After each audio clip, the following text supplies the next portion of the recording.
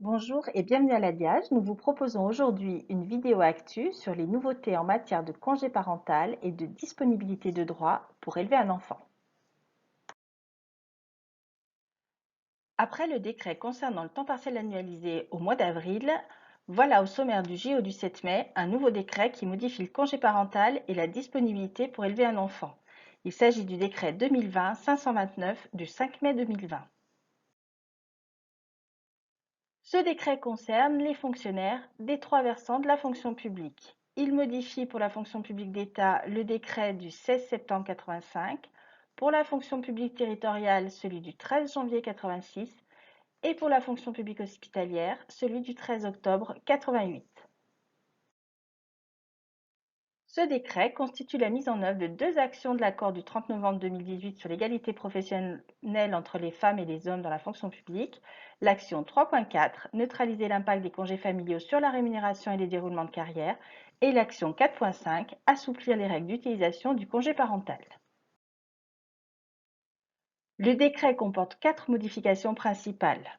La première concerne la durée du congé parental, qui est désormais accordée par période de 2 à 6 mois minimum. Antérieurement, il l'était pour 6 mois minimum. La seconde modification concerne l'allongement de la possibilité de demander une disponibilité de droit pour élever un enfant.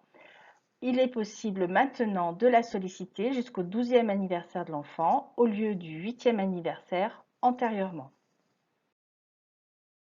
La troisième modification introduite par le décret consiste en une meilleure prise en compte des congés pour la retraite et l'avancement.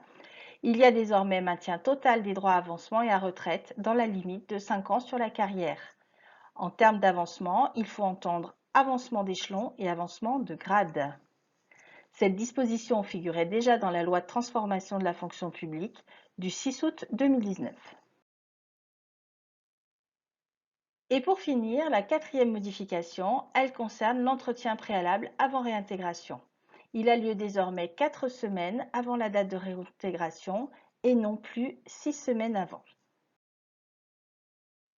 Ces nouvelles dispositions sont entrées en vigueur le 8 mai 2020, au lendemain de la publication du décret, à l'exception de celles relatives à la prise en compte des périodes de congé parental et disponibilité pour les droits à avancement et grades.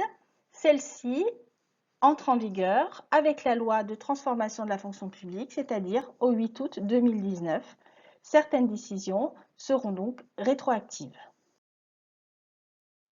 Quelques points à retenir également. En cas de réintégration anticipée à la demande de l'agent, celle-ci a lieu dans les mêmes conditions que s'il était arrivé au terme de son congé. Il n'y a plus de notion, notamment de motif grave pour la fonction publique territoriale.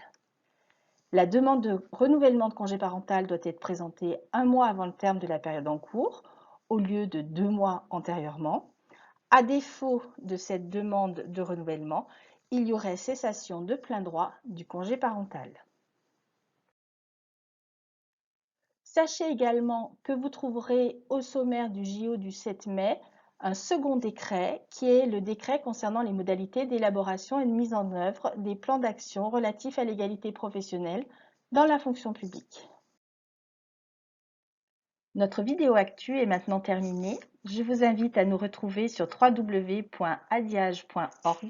Vous y trouverez l'ensemble de notre offre pour les 3 fonctions publiques.